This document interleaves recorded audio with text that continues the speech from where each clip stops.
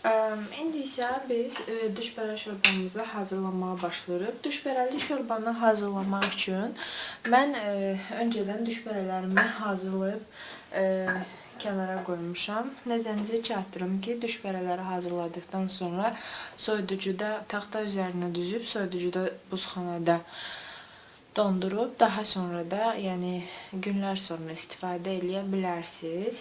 Bunun düşbərə şorbasını adətən düşbərəni sadəcə hazır olduqdan sonra qaynar suya salıb, çıxarıb, üzərinə qaynar yağ gəzdirib, ya sirkə sarımsaqla və yaxud da sarımsaqlı qatıqla yeyirlər. Bu Azərbaycanın milli mətbəxinin sevimli yeməklərindəndir. Ancaq bugün mən biraz fərqli bir üsul istifadə edəcəyəm. Belə ki, mən o düşbərəni şorba formasında hazırlamaq qərarına gəldim. Yəni suyunu süzüb atmayacağıq, suyunu da şorba kimi istifadə edəcəyik, içəcəyik. Bunun üçün mən 2 ədəd ağ soğanı doğrayıb, kiçik soğanı doğrayıb, yeməklik doğrayıb, artıq qazana tökmüşəm. İçinə bir dolu çay qaşığı duz əlavə etmişəm. İndi onu altını yandırıb, yavaş-yavaş suyunu çəkməyini gözləyəcəyəm. Yağla qovurub, çox az tomat əlavə edəcəyəm. Daha sonra su əlavə edib düşbərələri içinə atacağıq. Gəlin prosesi başladaq. Bəli, indi biz soğanı qovuracağıq. Mən qovrulmaq üzrə olan soğanın içinə, daha doğrusu suyunu azıcıq qazanda odun hesabına çəkmiş soğanların içinə yağımı da əlavə etdim. İndi isə onu qarışdıraraq müəyyən bir müddət nəzarət edərək qovuracağım. Nəzərinizə çatdırım ki, yağ tamamilə əriməlidir, soğanlar sarı rəngi çalmalıdır, daha sonra tomatı əlavə edə bilərsiniz. Bəli, artıq soğanlarımız yaxşıca qovrulur. Gördüyünüz kimi tamamilə soğanların rəngi sarı rəngdədir, yağsa yaxşı əriyib. İndi biz hazırladığımız, evdə hazırlamış olduğumuz biber və pomidor qarışığı tomatdan çox az miqdarda istifadə edəcəyik. Yarım çay qaşığı təxminən, çünki rənginin qırmızı olmağını çox istəmirik. Biber tomatını ondan görə istifadə edirəm ki, əsas biraz acılıq, istiyot versin. Əgər sizin evinizdə bu yoxdursa ya da sadəcə tomatı sevmirsinizsə, onda soğanı sadə qovurub, içinə azıcıq rəngi üçün sarıcı kök əlavə edə bilərsiniz və qırmızı toz biber, yəni qırmızı acı biber istiyot formasında istifadə edə bilərsiniz. Bəli, soğanlar artıq tamamilə qovrulub, tomat azıcıq kavrulub. Gördüyünüz kimi bu çox da qırmızı rəngi çalmadı.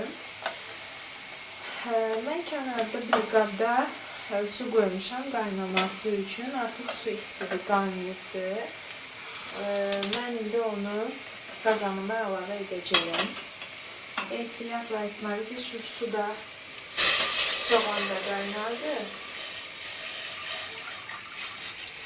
Təbii ki, bu azdır qəbədən, mən də üstünə əlavə edərəm.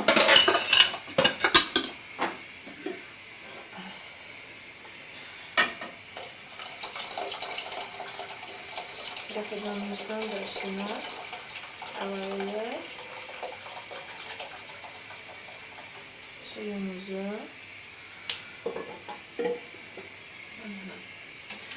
İndi isə suyu qaynamağa qoyacağıq.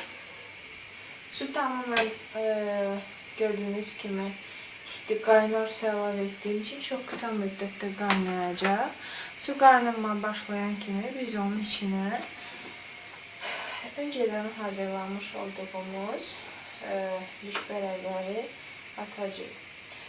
Kiminləsə görə mənim hazırlamış olduğum düşbərələr iri ola bilər, ancaq düşbərələrim bunlardır.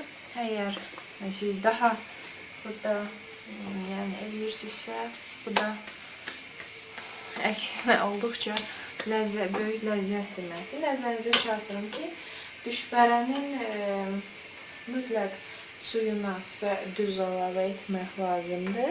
Bir dolu çay qaşığı və ya yarım xörək qaşığı. Bir də əgər sevirsinizsə, birazcık da pul biber əlavə edə bilərsiniz. İndi isə gözləyəcəyik suyumuz qaynayacaq. Və düşbərə üçün püf nöqtəsi, biz təmiz bir qazan götürüb, içinə kərə yağı atıb, kərə yağını yaxşıca qızdıracağıq. Daha sonra içinə mən sarımsaq, 2 diş sarımsağı xırda-xırda doğramışam və nanə atıb qovururam. Əgər siz sevmirsinizsə, ya nanəni, ya sarımsağı. Sarımsaq istisnasız, yəni düşbərənin gözəllik verən hissəsidir. Əgər sevmirsinizsə, nanəni qatmaya bilərsiniz. Hazırlayacağımız yağlı nanəli sarımsaqlı sosu isə ən sonda düşbərə artıq hazır olub, qazın altı keçiriləndə onun üstünə tökmək üçün istifadə edəcəyəm. İndi isə gözləyək suyumuz qaynasın. Suyunu qaynamağa qoyduğum düşbərənin qapağın altını bağlıyoruz və sabunu biraz azaldıb qaynamağa qoyuruq. Qazana isə mən artıq yağ əlavə etmişəm. O əriyisi. İndi mən onun içinə öncə sarımsaq əlavə edəcəm. Birazdan duz. Möhtəşəm iyi gəlir. Və yanına nanəni də göndərirəm. Dediyim kimi, əgər istəmirsinizsə, nanə qatmaya bilərsiniz.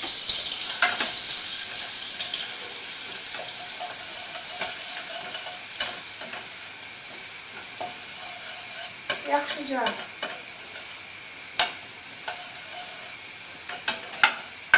alovun, yağın hərarəti ilə yaxşıca qovrulurlar.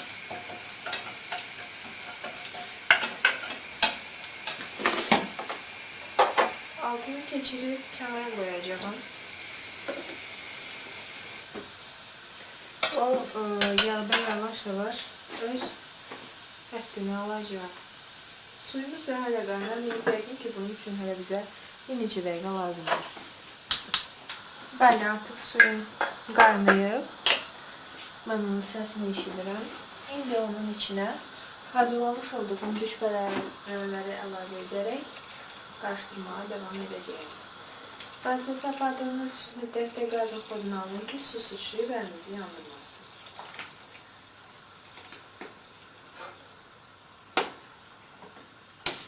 Və düşbərələri tökdükcə qarışdırmağınız məsləhət görülür. Çünki ola bilər ki, üst-üstə düşsünlər. Üst-üstə düşsələr, yaxşı bilərlər.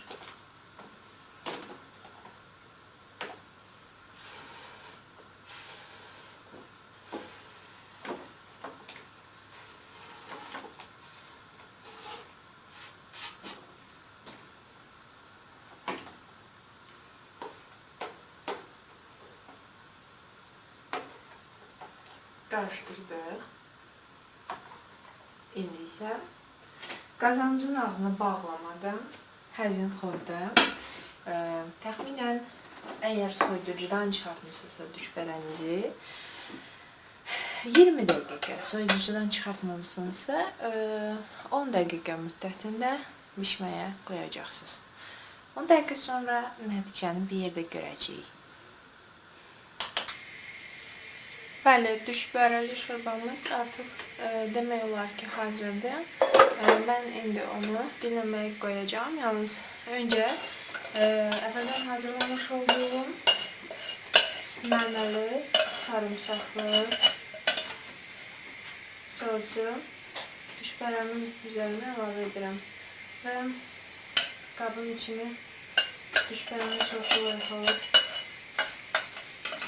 Çünki onun möhtəşəm dadı tamamen qazanıma əlavə etmək istəyirəm. Nəzərinizə çatdırım ki, əgər nanə istifadə eləməmişsinizsə, belə rəngarəngli olmayacaq. Onda süfrəyə verməzdən əvvəl təbii ki, yanında sarımsaq atıb verəcəksiniz, amma verməzdən əvvəl mütləq üzərinə kişniş, şüyüt və yaxud pedruşka töksəniz çox ləzzətli görüntü alınır. İndi isə altını söndürəcəyəm. Olduqca isti. Eyni zamanda indiki soyuqların şəfası olan yeməyimiz hazırdır. Gördüyünüz kimi düşbərələr tamamilə bişir. Düşbərə şorbamız süfrəyə verilməyə hazır formandadır. Süfrəyə verməzdən öncə yanında ya sirkə sarımsaq ya da sarımsaqlı qatıq hazırlamalarını unutmayın. Nəzərinizə çatdırım ki, əgər videolarımızı bəyənirsinizsə, Ləzzət Sirləri kanalına abunə olub bizə dəstək ola bilərsiniz. Ən qısa zamanda yeni ləzzət sirləri ilə görüşmək üzərə. Nuş olsun.